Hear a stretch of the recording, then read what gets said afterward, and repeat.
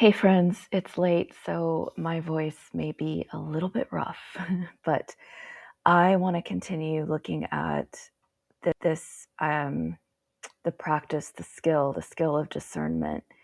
And I have looked up the etymology of the word. So I love word origins, and I may not get into why I love them this evening, just because I am pretty tired, and I think that will require a little bit more thought than I'm able to give right now. But I can sit here and read some of the old definitions or meanings of the word. So, in the 1580s, we have keenness of intellectual perception, insight, acuteness of judgment. And from the 1680s, as act of perceiving by the intellect. So those are some of the origins of the word.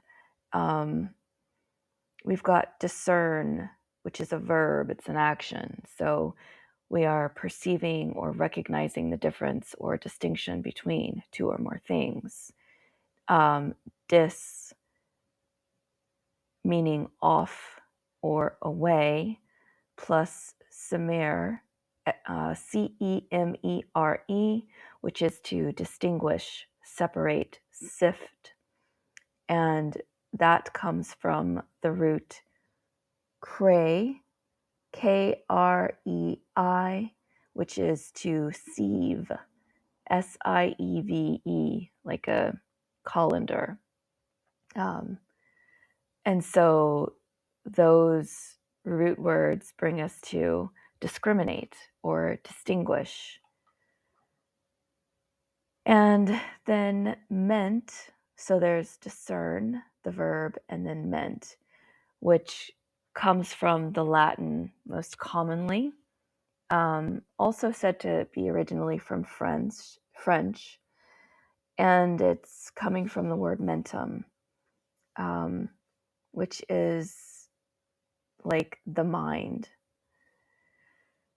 So some other words for discernment: sagacity, state or character of being keenly perceptive, the acuteness of mental discernment, from the French and Latin. And then there is judgment, action of trying at law or trial, also the capacity for making decisions. We have taste from the 1300s, tasten, Tasten. This is to perceive the flavor of something.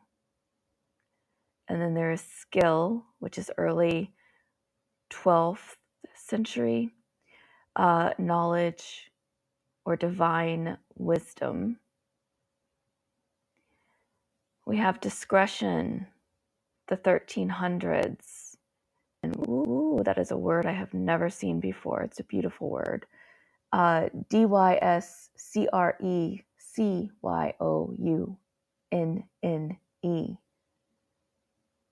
Discretion. I don't know. I'll have to look around and see if I can find that pronunciation. But this is the ability to perceive and understand.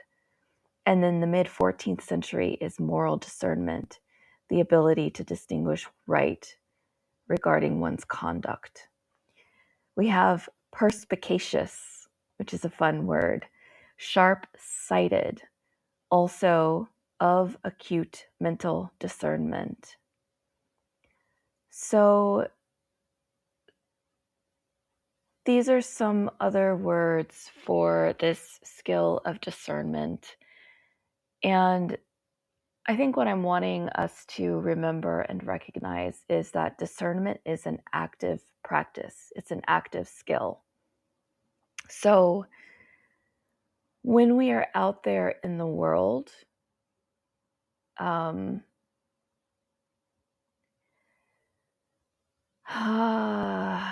wanting to choose my next words carefully, because words, they have so much impact whether or not we're paying attention. And really, what I'm asking us to do is to begin to pay attention again to words, the words that we use, the words that we um, deliberately take into our mental consciousness, our psychic consciousness, our spiritual consciousness, the words that we expose ourselves to unconsciously by maybe keeping accounts and channels on our feeds and in our algorithms that don't really have any business interacting with us, that aren't bringing us a quality of life or a quality of thinking that actually serves us in our families and our friendships and our work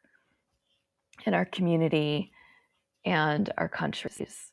So, what I'm proposing here, and I do believe this from personal experience, but I'm wanting to again, I'm choosing my words. I'm wanting to inspire other people to care about the quality of the language that we are taking in on a day-to-day basis. Definitely the quality of imagery as well.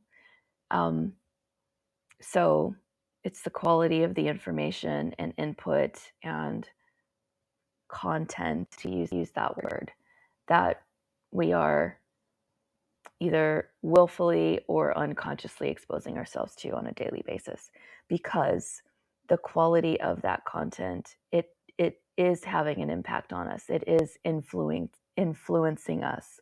And to go back to the first episode of this series, there are many people out there in the world who feel as though they are suffering because of what is happening in their lives, and because of the news and information that's coming to them. So there are certain things that we cannot control, but there are a lot of things we actually can manage and control and excuse from our lives, so that we have the energy and the clear thinking to actually handle, manage, address, and be creative with the things that we actually do have to um, manage in our lives. We do not have to manage everything. And that's something that some of us are going to have to come back into an understanding of. We are not responsible for everything. We do not have to manage everything, and we cannot manage everything. So it's up to you to practice discernment, practice some personal intelligence about what is actually a part of your value system and what is not, and what you can contribute to and make change in, and what you may not be able to, how you can inspire other people to step up and take action in the areas that they can take action and responsibility for that maybe you cannot. So again, I laid these things out in the other episodes, and here today, I just want to give you this word, discernment, and encourage you to chew on it for a while and ask yourself, how can I apply discernment in my life, in areas of my life, so that I actually am calling back in my personal capacities and my creativity and my energy and my intellect and my emotional intelligence and emotional strength and all of these other words that are super important right now. How can you call yourself back in, call all of your parts back in to the life that you are actually here to build, create, and serve? That's my message. Have a great whatever day it is when I get this posted.